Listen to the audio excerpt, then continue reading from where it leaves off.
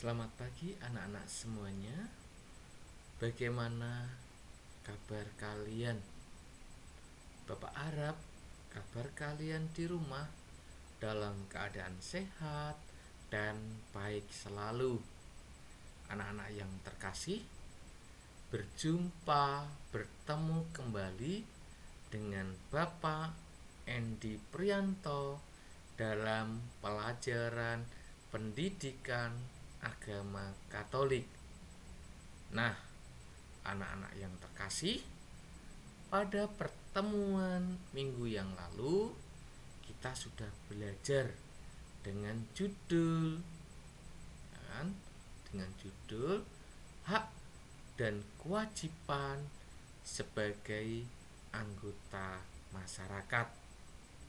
Jadi, hari ini kita melanjutkan materi yang lalu dengan judul hak dan kewajiban sebagai anggota masyarakat. Nah, anak-anak yang terkasih, sebelum kita memulai pelajaran kita hari ini, kita akan berdoa. Maka, mari kita siapkan hati dan pikiran kita untuk berdoa.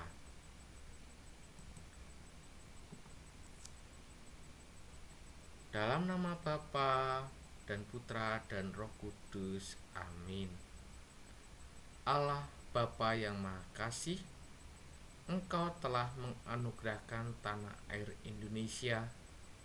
Kami bersyukur karena boleh menjadi bagian dari bangsa Indonesia, bangsa yang besar. Ya Bapa, terangilah budi kami agar semakin menyadari hak dan kewajiban sebagai anggota masyarakat, juga semakin dapat menghargai hak dan kewajiban orang lain, sehingga dalam hidup bersama semakin tercipta keseimbangan dalam pelaksanaan hak dan kewajiban. Semuanya ini kami angkat ke dalam kuasa tangan-Mu dengan pengantaran Kristus, Tuhan dan Juru Selamat kami. Amin. Dalam nama Bapa dan Putra dan Roh Kudus. Amin. Terima kasih anak-anak, kalian sudah memulai kegiatan kita hari ini dengan doa pembuka. Nah, anak-anak yang terkasih, pada pertemuan minggu yang lalu kita sudah belajar dari 5 gambar. Ya, dari 5 gambar, lalu anak-anak diajak untuk membuat soal dari 5 gambar tersebut tentang hak dan kewajiban kita sebagai anggota masyarakat. Nah, anak-anak yang terkasih, hari ini kita mencoba melihat belajar dari teks kitab suci. Ya, kita hari ini belajar dari teks kitab suci dari Matius bab 22 ayat 15 sampai ayat 22. Ya kan? Bapak bacakan, anak-anak menyimaknya dalam hati. Kan, dalam hati. Tentang membayar pajak kepada kaisar. Kemudian pergilah orang-orang Farisi. Mereka berunding bagaimana mereka dapat menjerat Yesus dengan suatu pertanyaan. Mereka menyuruh murid-murid mereka bersama-sama orang-orang Herodian bertanya kepadanya, "Guru, kami tahu Engkau adalah seorang yang jujur dan dengan jujur mengajar jalan Allah, dan Engkau tidak takut kepada siapapun juga, sebab Engkau tidak mencari muka. Katakanlah kepada kami pendapatmu, apakah diperbolehkan membayar pajak kepada kaisar atau tidak?" Tetapi Yesus mengetahui kejahatan hati mereka, lalu berkata, "Mengapa kamu mencobai aku, hai orang-orang munafik? Tunjukkanlah kepadaku mata uang untuk pajak itu." Mereka membawa suatu dinar kepadanya. Maka ia bertanya kepada mereka, "Gambar dan tulisan siapakah ini?" Jawab mereka, "Gambar dan tulisan Kaisar." Lalu kata Yesus kepada mereka, "Berikanlah kepada Kaisar apa yang wajib kamu berikan kepada Kaisar, dan kepada Allah apa yang wajib kamu berikan kepada Allah." Mendengar itu heranlah mereka dan meninggalkan Yesus lalu pergi. Nah, anak-anak yang terkasih, ini teks, ini cerita bagaimana orang-orang Farisi mau menjebak Yesus. Tentang apa? Tentang membayar pajak kepada kaisar. Kan mau menjebak. Tetapi rupanya Yesus juga pintar. Yesus juga cerdas. Ya kan?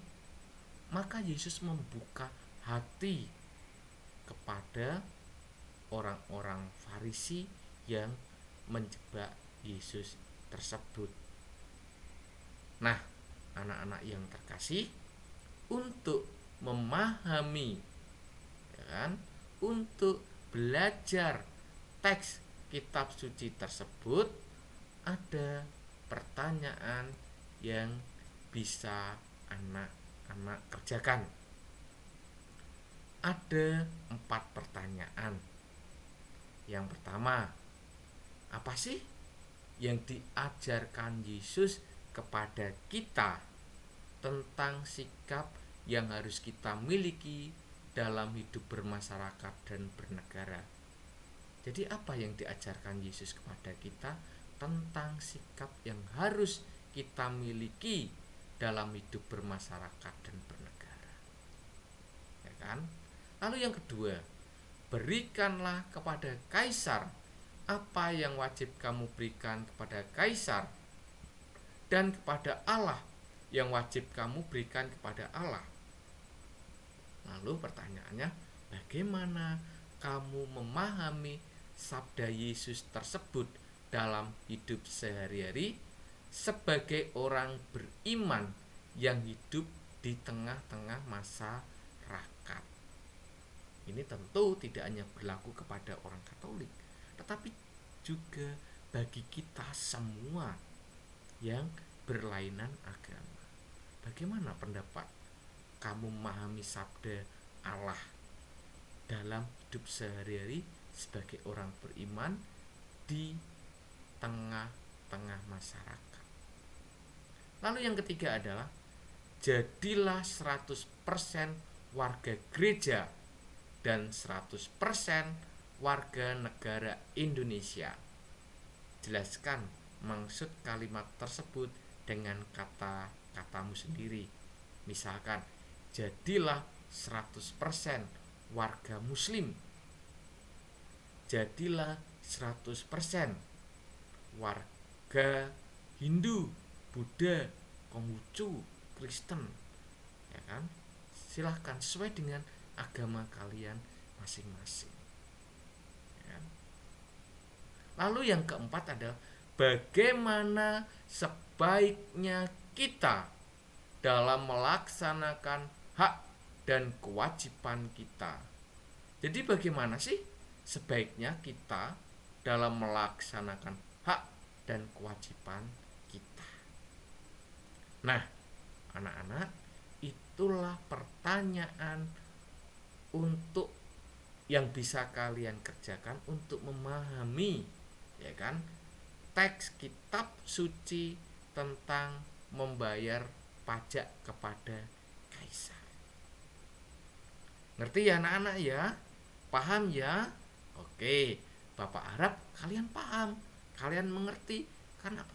Jelas, Ini bisa kita kerjakan juga dan juga kita sudah mengalaminya.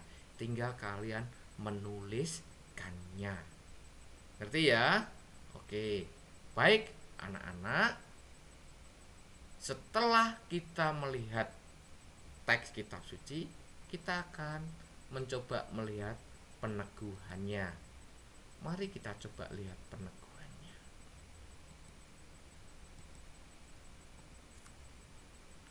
Anak-anak yang terkasih, pengertian masyarakat ditinjau dari ilmu sosiologi, ya kan?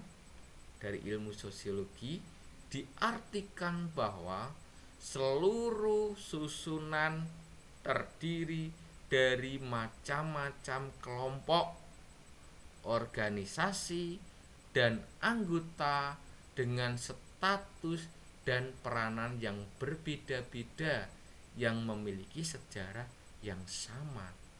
Itulah masyarakat. Ya, jadi masyarakat ditinjau dari, jadi pengertian masyarakat ditinjau dari ilmu sosiologi dikatakan seluruh susunan terdiri dari bermacam-macam kelompok, banyak organisasi, dan banyak anggota dengan status dan peranan yang berbeda-beda yang memiliki sejarah yang sama. Itu pengertian masyarakat. Lalu hak hidup sebagai masyarakat apa? Ini antara lain, ya kan? Jadi hak hidup sebagai warga masyarakat itu antara lain satu, hak untuk hidup sendiri, mendapatkan perlindungan, mendapatkan rasa aman, mendapatkan nafkah, mendapatkan kesempatan untuk berkembang, mendapatkan pendidikan, dan untuk mengeluarkan pendapat. Ini hak kita, hak hidup kita, hak sebagai warga masyarakat, ya kan? Lalu kewajiban kita seperti apa?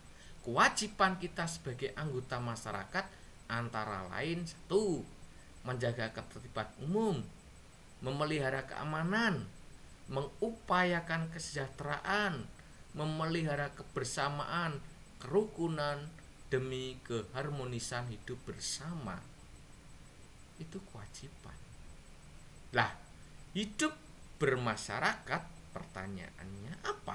Hidup bermasyarakat merupakan sarana dan kesempatan yang baik untuk menyeimbangkan antara kewajiban dan hak. Jadi hidup bermasyarakat itu sarana, ya, kesempatan yang baik untuk menyeimbangkan antara hak dan kewajiban. Kita tidak bisa bertindak sebaliknya, menuntut hak kita terus-menerus tetapi mengabaikan kewajiban. Nggak boleh, ya kan? Nggak boleh.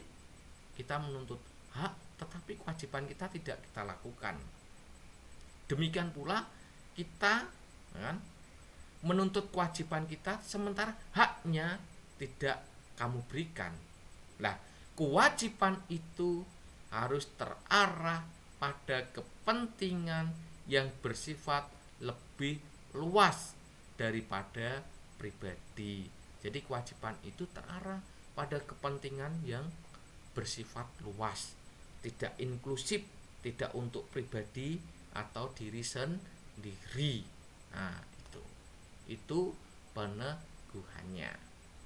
Nah, oke. Lah, lalu yang berikutnya dalam Gaudium et Spes artikel 1 atau GE artikel 1 disebutkan bahwa kegembiraan dan harapan, duka dan kecemasan orang-orang zaman sekarang, terutama kaum miskin dan siapa yang menderita, merupakan kegembiraan dan harapan, duka dan kecemasan murid Kristus juga. Artinya apa anak-anak ini dari GE artikel 1 ini? Lah, artinya sebagai murid Tuhan, sebagai murid Kristus, sebagai murid Allah, kita harus terlibat secara aktif. Ya, kita terlibat secara aktif dalam persoalan-persoalan yang terjadi dalam masyarakat. Ya kan? Ikut terlibat aktif harus, ya kan? Dalam persoalan-persoalan yang terjadi dalam masyarakat dan ikut dalam upaya mewujudkan kesejahteraan bersama dengan berpihak, ini anak-anak, kepada mereka yang berkekurangan dan menderita. Ini jadi artinya nanti kalau ditanya ini. Lah, lalu pesan Injil yang tadi kita dengarkan itu mau mengatakan bahwa kita sebagai anggota masyarakat, Yesus selalu taat menjalankan kewajibannya. Jadi pesan dari Injil Matius bab 22 ayat 15 sampai 22 mengatakan bahwa sebagai anggota masyarakat, Yesus selalu taat menjalankan kewajibannya seperti kita. Ya, oke. Baik anak-anak, itulah ya peneguhan kita membahas materi dengan judul hak dan kewajiban kita sebagai anggota masyarakat. Paham ya anak-anak ya? Baik, mari kita refleksikan sejenak. Kita hening supaya materi yang bisa kita dapatkan sungguh-sungguh dapat bermanfaat bagi hidup kita. Nah, anak-anak yang terkasih, kita sebagai warga gereja sekaligus warga masyarakat, gerak maju masyarakat ditentukan oleh peran setiap anggotanya. Tuhan Yesus mengajarkan agar kita taat dan terlibat aktif dalam kehidupan bermasyarakat. Pertanyaannya untuk reflektif, ya, tentu tidak dijawab, tetapi dijawab dalam hati. Apakah saya aktif menuntut hak? Ya, apakah saya aktif menuntut hak dan mengabaikan kewajiban? Bahkan ini mengabaikan hak orang lain. Kalau seperti itu, masih pantaskah kita disebut murid Allah, murid Tuhan Yesus? Yesus tidak pernah mengajarkan murid-muridnya berbuat seperti itu. Jadi Yesus tidak pernah mengajarkan murid-muridnya berbuat seperti itu. Mari kita hening sejenak, kita merenungkan hal itu dalam hati kita. Seraya kita berdoa penutup.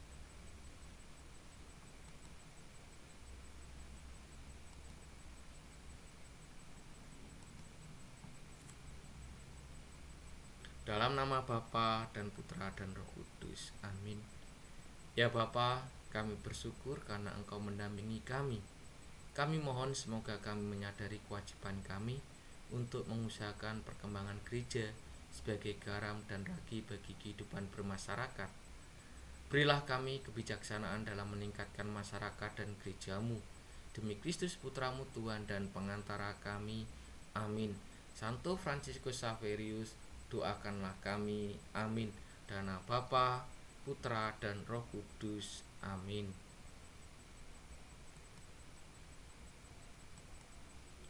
Terima kasih anak-anak, kalian sudah sungguh-sungguh belajar.